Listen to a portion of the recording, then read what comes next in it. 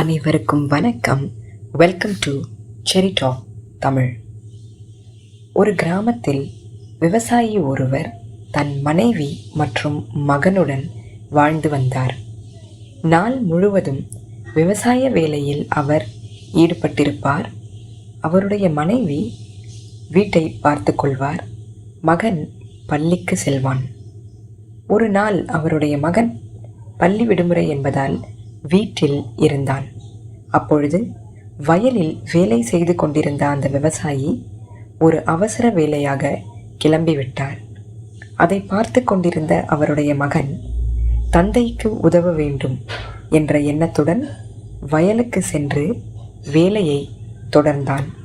அப்பொழுது எதிர்பாராத விதமாக அந்த விவசாயி வைத்திருந்த ஒரு அழகான பூச்செடியை அந்த சிறுவன் வெட்டிவிட்டான்.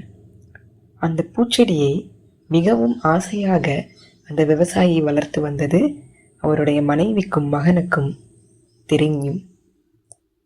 இதை கேள்விப்பட்ட அவன் தாய்க்கு அவன் தந்தை வந்து என்ன சொல்லுக்கு போகிறாரோ என்ற பயம் இருந்தது. விவசாயி வீட்டுக்கு வந்தவுடன் வயலுக்கு சென்று அங்கே இருந்த வேலையை முடித்துவிட்டு வீடு திரும்பினார். வீட்டுக்கு வந்தவுடன் அந்த பூச்செடியை யார் வெட்டியது என்று கேட்டார். அதற்கு எந்த தயக்கமும் இன்றி, நான் தான் வேலை செய்யும் பொழுது தவறுதலாக வெட்டிவிட்டேன் அப்பா என்று அவருடைய மகன் கூறினான்.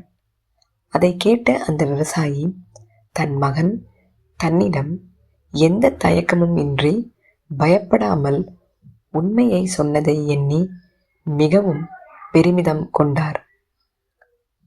வேறு எதுவும் கேட்காமல் தலையசைத்து சென்று விட்டார் விவசாயி.